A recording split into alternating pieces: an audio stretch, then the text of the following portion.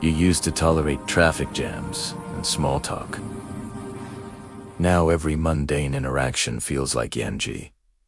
You're not depressed. You're just done pretending the circus makes sense. Normal life didn't change. You did. And there's no going back. Let's talk about why your tolerance for ordinary existence has completely evaporated. Here's what happened. Your brain experienced what psychologists call meaning rupture. It's the moment you realize the script everyone's following is completely arbitrary. Work 40 years, retire, die. Attend parties where everyone performs enthusiasm. Discuss weather with strangers like it matters. You used to do these things automatically. Then one day the autopilot just stopped working. Research from existential psychology shows this isn't breakdown. It's breakthrough disguised as crises. Your brain finally stopped accepting because that's how it's done as valid reasoning. Congratulations! You've become allergic to bullshit. The first insight nobody tells you. Normal life is designed for people who never question it. It's a beautiful system if you never look directly at it, like those 3D pictures from the 90s. Stare too long, and the illusion collapses. You stared too long. Now you can't unsee the absurdity. Every birthday party feels like a hostage situation. Every how are you becomes existential quicksand. You're not broken for noticing. You're just awake in a room full of sleepwalkers. Studies on cognitive dissonance show something fascinating. Once your brain detects incongruence between values and actions, it can't ignore it. You can't unknow that most people are performing a character. The character is called someone who has it together. The script is called, "This is fine." You forgot your lines.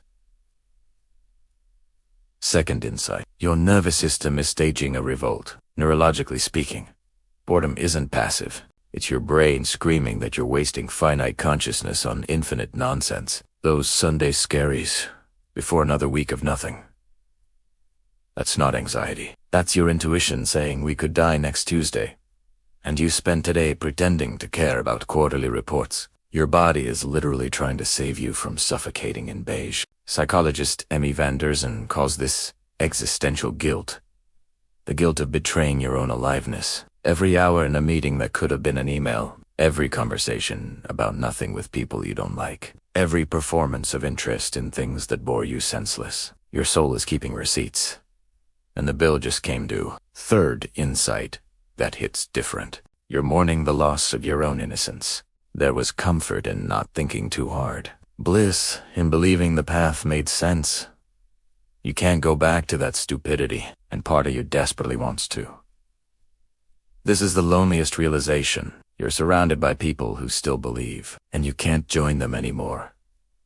You're the kid who saw the mole Santa's fake beard. Everyone else is still writing their wish lists. But here's the permission nobody's giving you. You don't have to force yourself back to sleep. You don't owe anyone your participation in their delusion. The people who think you're too intense now, they're just uncomfortable that you stopped pretending. Their comfort was built on your compliance. Let it collapse. What actually helps? Stop trying to feel normal about abnormal things. A 40-hour work week for someone else's dream is objectively insane. Acting excited about gender reveal parties is performance art. Spending 2 hours in traffic to sit in a box is dystopian. You're not crazy for feeling crazy about this. Find the others. They're out there having the same quiet breakdown. Usually hiding in bookstores at 2 p.m. on weekdays. Or walking alone at night, processing everything. They're the ones who laugh at the wrong times. Because they see the cosmic joke too. And here's the thing, they don't tell you in therapy. Maybe you're not supposed to adjust.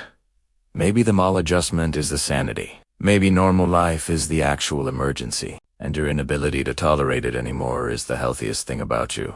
You can't go back. But you can stop apologizing for moving forward. If this hit too close, there's more where that came from.